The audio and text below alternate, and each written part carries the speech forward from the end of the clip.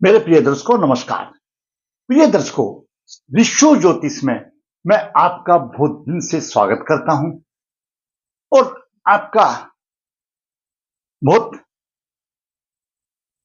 धन्यवाद देता हूं कि आप मेरे वीडियो बड़ी उत्सुकता से देख रहे हैं।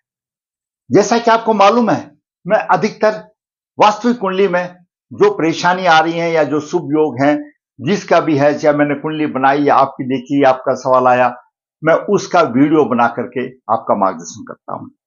भाई, आपको कमेंट्स बॉक्स में अपनी परेशानी लिखनी होगी, जन्म की डिटेल लिखनी होगी। आपका नंबर आने के बाद आपका वीडियो बनाऊंगा और दर्शकों, आपको मेरे चैनल पर बना रहना होगा।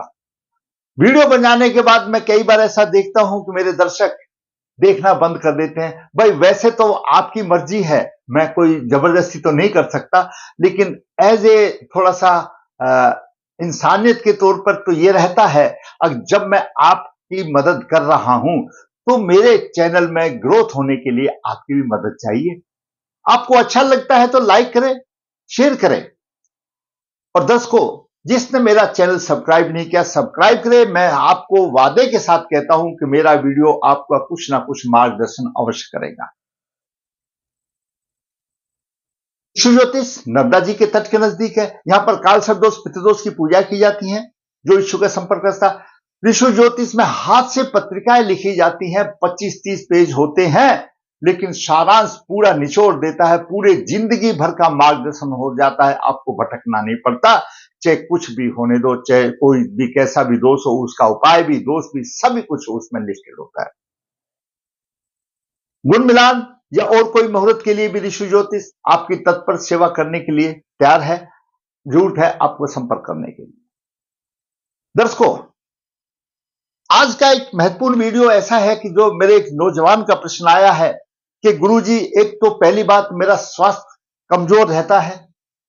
दूसरा, मैंने शिक्षा जैसे तैसे लटक पटक करके तो पास कर ली, लेकिन अभी जहां कहीं मैं इंटरव्यू में जाता हूं तो मेरी मुझे कामयाबी नहीं मिलती है। दर्शकों, बात करेंगे उसकी कुंडली पर। उससे पहले मैं आपको साधारण तौर पर जनरली बता देता हूं कि कुंडली में क्या होता है। ये कुंडली के 12 भाव हैं। ये पहला भाव लगन का भाव है। लगन और लग्नेश स्वयं जातक है, उस पर किसी प्रकार का शुभ प्रभाव छठे भाव का होने दो, भारी भाव प्रभाव होने दो, द्वादश भाव का प्रभाव होने दो, अष्टम भाव का प्रभाव होने दो, या राहु केतु आपके छठे भाव में है तो महापद काल सब योग बनता है, वो होने दो, तो हमेशा उसका शरीर रोगी रहेगा। किस पक्ष चंद्रमा छठे 8वें भाव में भी रोगी बना देता है। तो साधारण तौर पर मैं बताता हूं, लगन के ऊपर, लग्नेश के ऊपर किसी प्रकार का अशुभ प्रभाव हो तो रोगी बनता है। पहली बात तो उसका रोगी रहेगा। दूसरा, हमारा पंचम भाव शिक्षा का भाव है। पंचम भाव के स्वामी की भी स्थिति बलवान होनी चाहिए, उस पर दृष्टि भी अच्छी होनी चाहिए। इन सब चीजों में शिक्षा ग्रहण कौन करेगा? लग्नेश। लग्नेश वह स्वयं है, तो लग्नेश पहले शुभ स्थिति में हो, पंचम भाव भी शुभ स्थिति में हो और पंचम भाव पर अच्छी दृष्टियां हो। अच्छी दृष्टियां तो देने से कुछ नहीं होगा, लेकिन पंचम भाव भी शुभ स्थिति में हो और लग्नेश सबसे पहले शुभ स्थिति में। भाई, शिक्षा तो लग्नेश ने करनी है, उसने करनी है। हम आपकी दृष्टि का प्रभाव देने का मतलब हो गया कि हम आपकी मदद करने का। जब आप अपनी मदद स्वयं नहीं करोगे तो हम क्या मदद कर सकेंगे? स्वयं मदद करनी पड़ेगी। तो स्वयं लग्नेश है, लग्नेश शुभ स्थिति में होना चाहिए, तो शिक्षा। दूसरा, हम आपको एक दो और कुंडली में है जो हम वर्णन करने जा रहे हैं। आपका मान लिया चंद्रमा मैंने यहां लिखा, कहीं पर भी हो, आपकी कुंडली में चंद्रमा यहां भी हो सकता है, यहां भी हो सकता है, कहीं पर भी हो सकता है। चंद्रमा से तीसरे स्थान पर अगर गुरु है तो ऐसे जातक जब 17वें साल में इंटर होते हैं तो आप हिसाब लगा कर रख लो, आपके पिता की आयु अचानक, आयु ने आर्थिक स्थिति अचानक अच्छी सुदृढ़ हो जाती है। यानी जब बालक 17वें साल में इंटर करता है और आपकी कुंडली में यह है चंद्रमा से तीर्थ भाव में योग है, तो ऐसा जातक की आयु अपने पिता को समृद्ध बनाती है। आर्थिक, जिसकी कुंडली है वो उसके पिता को आर्थिक स्थिति अच्छी देगी। चंद्रमा से तीसरे स्थान पर भी अगर शुभ स्थिति में हो तो भी धनवान माना गया है। चंद्रमा से तीसरा स्थान हो, सूर्य हो तो भी धनवान होता है। तीसरे स्थान पर गुरु हो तो भी अच्छी स्थिति हो, और चंद्रमा से एकादश में गुरु हो तो वह जातक धनवान होता है। चंद्रमा से एकादश यहां पर गुरु हो तो जातक स्वयं धनवान होगा। चंद्रमा से तीर्थ गुरु हो तो जातक अपने पिता की आर्थिक स्थिति को अच्छा करेगा, और चंद्रमा से तीर्थ सूर्य हो तो वह भी जातक धनवान होता। तो ये आपकी कुंडली में भी हो सकते हैं। दूसरा महत्वपूर्ण योग है कि वो इंटरव्यू में क्यों नहीं सफल हो सकता। आप अपनी कुंडली निकाल के देखिए, ये चतुर्थ भाव है।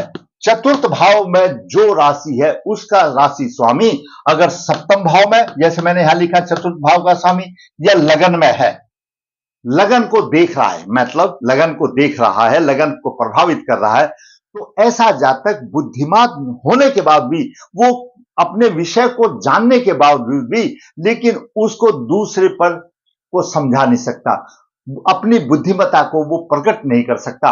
और जब बातचीत चली जाती है, जब वो विचार करता है मुझे तो ऐसा बोलना चाहिए था, ये तो मुझे आता है, ये वो यानी दो चार आदमियों के सामने मूक हो जाता है, कॉक हो जाता है, जिसको ये बोलते हैं। अपने बच्चों को भी देखा होगा, स्कूल में जब प्रेयर होती है, हर एक बच्चा तो प्रेयर के सामने नहीं बोलता, लेकिन उसका सांस खुल जाता है। तो कोई हर आदमी भी ऐसा होता है, दो चार आदमी के सामने बोल नहीं पाता, तो उसमें चतुर्थ भाव के स्वामी का रोल होता है। अगर वो सप्तम भाव में है और अगर लगन में है तो वो अपनी बुद्धिमान है, लेकिन अपनी बुद्धिमत्ता को प्रकट नहीं कर सकता। बुद्धिमान तो सारे ही हैं, बोलते थे, लेकिन उसमें वो गुण नहीं है अगर दूसरे को उसको समझा सके। खुद उसको ज्ञानी है, उसकी अपनी ज्ञानता को दूसरे को देने में उसको वो गुण नहीं है, तो ये चतुर्थ भाव का स्वामी ऐसा करता है।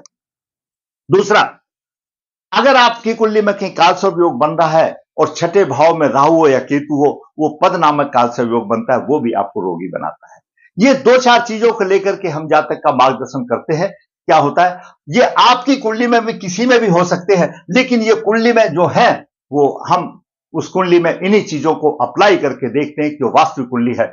आज का विषय है स्वास्थ्य कमजोर, शिक्षा कमजोर रही, रोजगार की परेशानी आ गई, बुद्धिमत्ता का प्रदर्शन नहीं। जातक का जन्म 14/1/1996 कृष्ण पक्ष 8 चित्रा चरण 4 रविवार को हुआ। जन्म के समय पर मेष लगन हुआ। मेष लगन की 7 डिग्री 48 मिनट है, और छठे भाव में राहु 27 डिग्री लेकर विराजमान है, और सप्तम भाव में चंद्रमा चतुर्थ भाव का स्वामी 4 डिग्री लेकर 42 मिनट है। लगन के उदय 7:48 है और चंद्रमा 4:42 से बलवान है। जैसा मैंने आपको बताया, चतुर्थ भाव का स्वामी सप्तम भाव में हो तो चतुर्थ भाव का स्वामी सप्तम भाव में है, वो बुद्धिमत्ता को प्रकट नहीं कर सकता। नौ भाव में गुरु 8 डिग्री 39 में लेकर के भाव धार्मिक होता, और सूर्य 39 डिग्री के सूर्य पंचमेश यहां पर अस्त हो गया। तो गुरु की नवम दृष्टि से उसको शिक्षा मिल रही है, लेकिन सूर्य उसको कुछ नहीं कर रहा। यहां तक की बात ही आगे चलते हैं। दसम भाव में बुध छठे भाव का स्वामी है, बुध अस्त है, 9 डिग्री 30 मिनट लेकर के बैठा है। वहीं पर मंगल उच्च राशि में 10:45 लेकर के मंगल दसम भाव में अस्त है।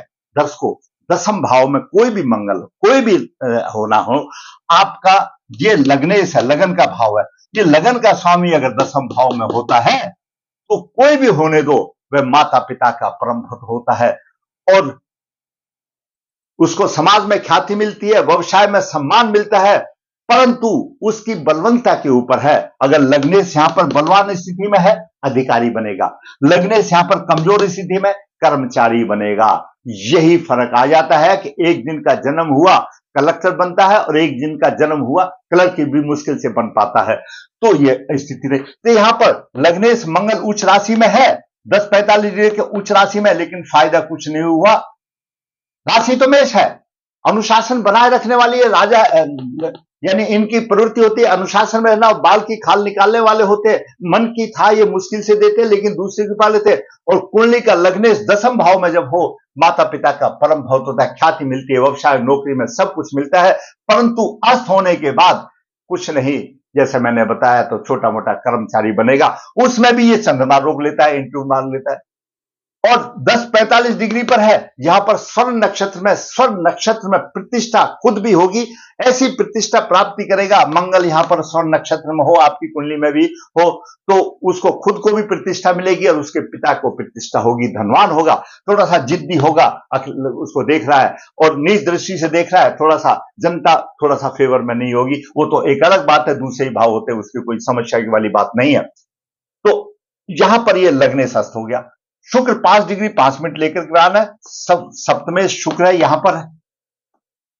अच्छा, उसमें कोई दिक्कत नहीं है, जीवन साथी अच्छा होगा।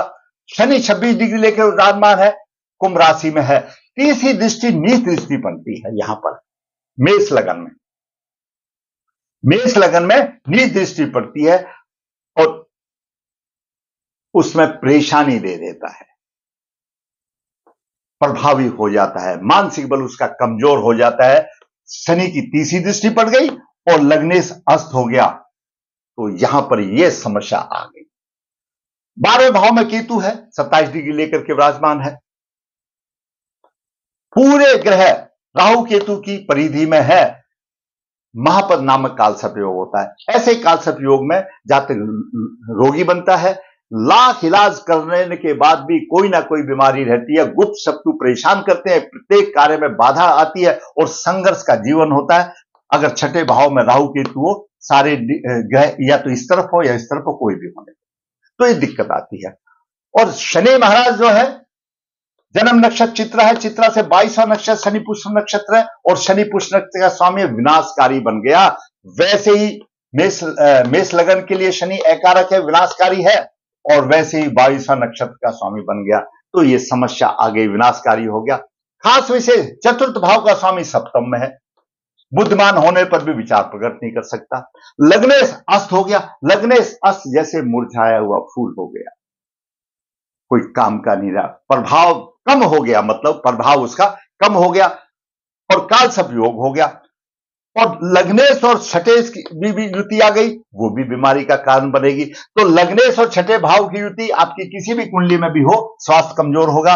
लग्नेश अस्त होगा, जब लग्नेश अस्त होगा तो दिमाग नहीं चलेगा, शिक्षा कमजोर होगी, शिक्षा कमजोर होगी। यहां पर बुध है, बुध बुद्धि का कारक है, छठे भाव का स्वामी बुध भी हो गया, तो कहीं ना कहीं बुद्धि भी कमजोर होगी। बुध बुद्धि का कारक है तो गुरु ज्ञान है, बुध कैचिंग पावर है तो गुरु मेमोरी पावर है, तो यहां पर बुध होने से भी उसकी कमजोर हो गई और शनि विनाशकारी बन गया, कालसर्प योग हो गया। चंद्रमा से तीर्थ गुरु मैंने बता दिया, चंद्रमा से तीर्थ गुरु, चंद्रमा से तीर्थ गुरु है यहां पर पिता की आर्थिक स्थिति को जब 17वें साल में आयु आती है तो सुदृढ़ बनाएगा।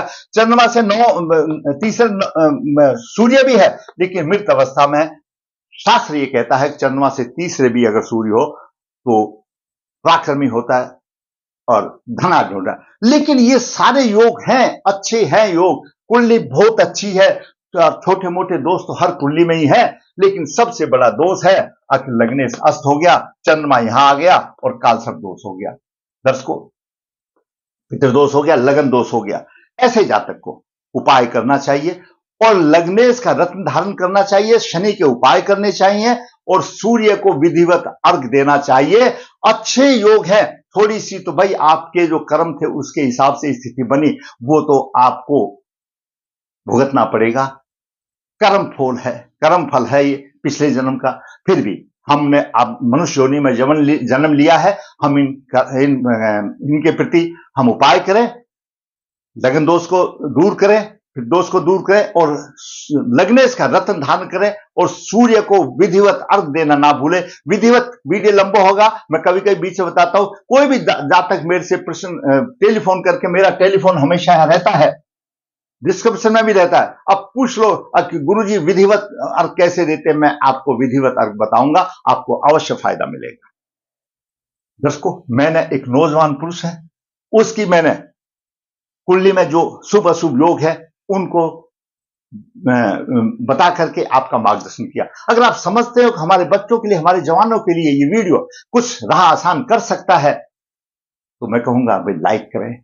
अगर आपने मेरा चैनल सब्सक्राइब नहीं किया, भाई मेरा विनीत रहेगी, आग्रह रहेगी, भाई मेरे चैनल की ग्रोथ हो, मैं आपका मार्गदर्शन कर रहा हूं, तो मेरे लिए आप इतना भी सहयोग करें कि मेरे चैनल को सब्सक्राइब अवश्य करें, और ताकि मेरा मनोबल ऊंचा हो और इसी प्रकार मैं वास्तविक कुंडली बना करके आपका मार्गदर्शन करता रहूं।